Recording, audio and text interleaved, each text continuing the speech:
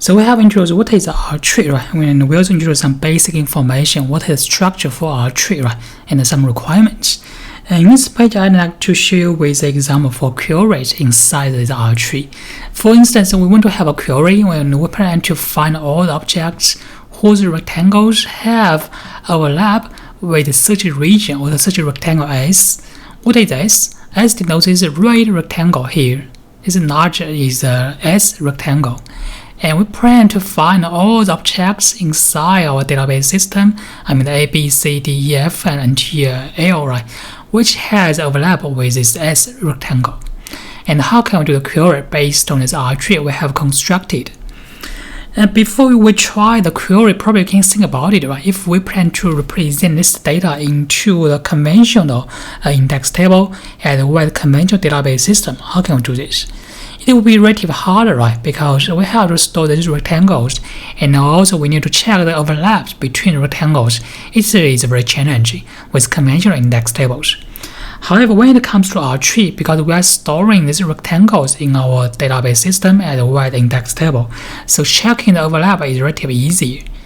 So in this system, we plan to do the search or to the query. And so according to the R tree we have constructed, so normally we need to start from the search from the root first, right? Because for the root we have two entries. The first one is R1 and second one is R2. So we can search them one by one. So we try R1 first to check if this R1 has overlap with this S or not. So according to the plots or the rectangle, you'll find that this S is actually inside R1, right?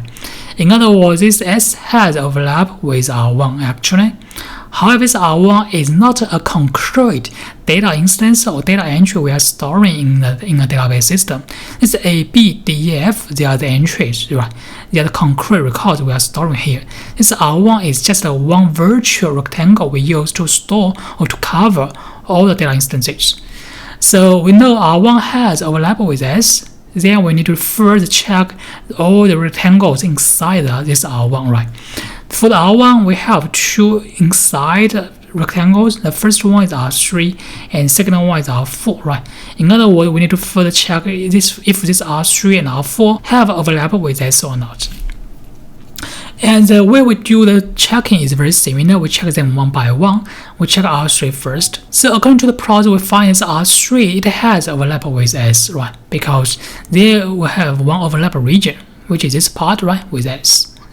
This R3 has overlap with S because this R3 covers two concrete data records, A and B, right? Then we may wonder if this A and B has overlap with S or not.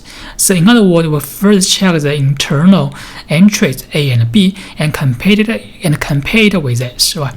So according to the plots, we find that this A, it is not overlap with S at all. However, for the B, it has an overlap with S.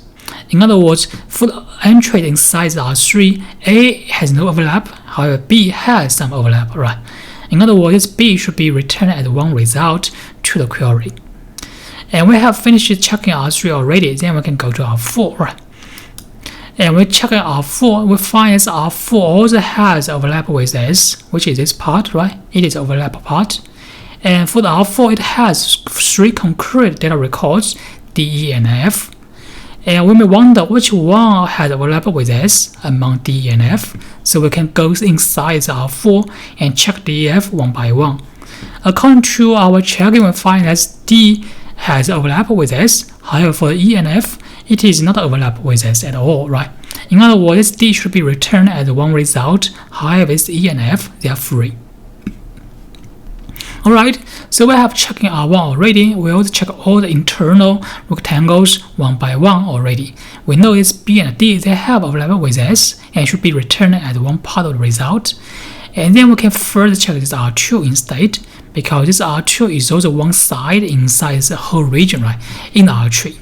In other words, we can go to this R2 branch in a very similar way. However, according to our observation, we find this R2, it has no overlap with S at all.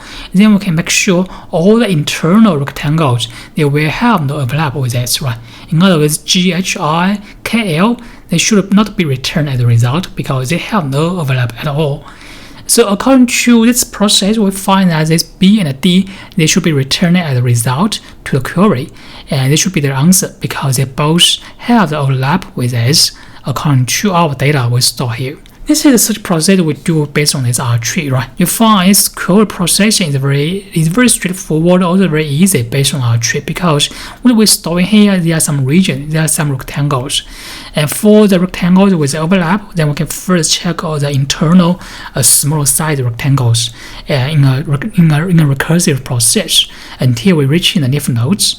If a large rectangle has no overlap, we can make sure all the internal small size rectangles, they should have no overlap neither, right?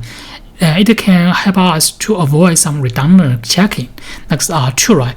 If we know this R2 has no overlap with S, then we can make sure all the internal rectangles, they will have no overlap neither, right?